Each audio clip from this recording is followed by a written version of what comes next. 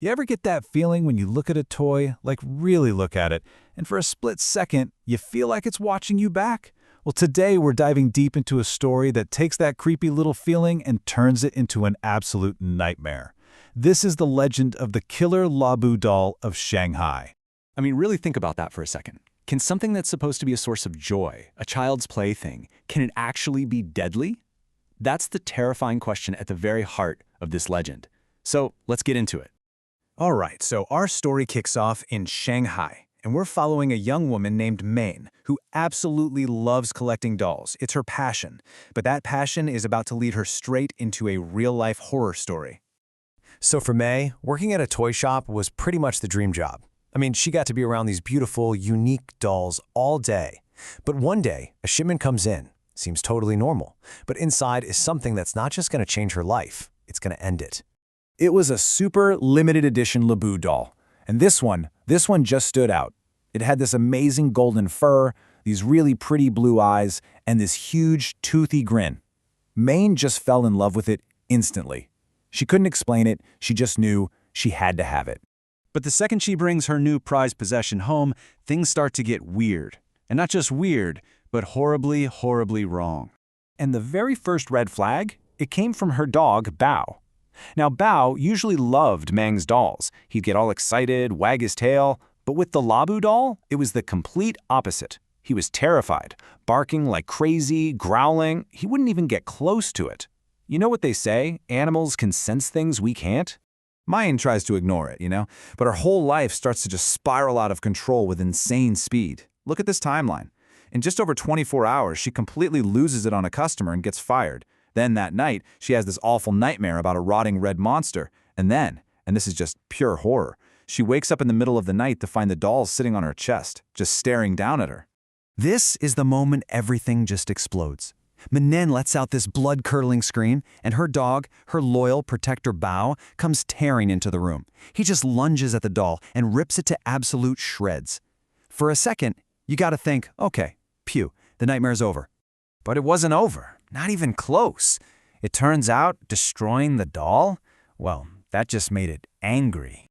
So the next morning, Maine is just exhausted, completely terrified. She stumbles into her bathroom and there it is, sitting on the shelf, the golden Labu doll. It's not in pieces, it's not in the trash, it's perfect, like nothing ever happened. And this is the moment her fear just turns into pure, cold dread. It wasn't just that the doll was back, it had changed. That cute smile she loved was gone. Now it was twisted into this awful, malicious grin, almost like it was laughing at her. As she's staring at this thing, another, much worse thought starts creeping into her mind. Her dog, her protector, the one who tried to save her. Where was Bao? She panics, runs out of the bathroom, screaming his name. She's about to find something that is going to absolutely shatter her entire world. And there it is. The doll is sitting by the kitchen sink, but its hands, its fur, and that big, awful smile, they're all covered in red. Because in the sink, that's where she finds Bao's body. Devastated, heartbroken, and desperate for any kind of answer, Maine does what we'd all do. She goes online. And what she uncovers tells her that her own personal hell is actually part of something much, much bigger. She wasn't alone, not by a long shot. As she's frantically searching, she finds all these stories from people all over the world. People claiming their Labu dolls were literally biting them, others whose lives just completely fell apart right after they bought one. They lost their jobs, got hit with a sudden illness, or even had a loved one die. So now May knows she is dealing with pure, concentrated evil, and she comes up with one last, desperate plan to end this. She takes the doll outside and she burns it. Watches it burn until there's nothing left but a pile of ash. And just to be sure, she scoops up all the ashes and scatters them into a river. It has to be over. She even called her sister, telling her what happened, believing she was finally free. But when a curse is this strong, there's really no escaping it. The next morning, her friends and family couldn't get a hold of her. So they went to her apartment, and they found her. Melvin was dead. And here's the part that's just absolutely soul-crushing. Lying on the floor, right next to her body, looking brand new, completely perfect, was the golden Labu doll. But the story doesn't end with Mettine's death. Oh no. They say one of her friends, who had no idea about any of this, took the doll home. So the curse just found a new victim. This legend got so big that apparently some countries actually banned these dolls.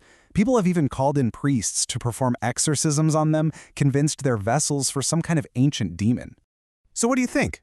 Is this all just a creepy story that got out of hand on the internet, an urban legend? Or is there something genuinely evil hiding behind that cute, toothy smile? Something to think about the next time you see that must-have toy staring back at you from a shelf.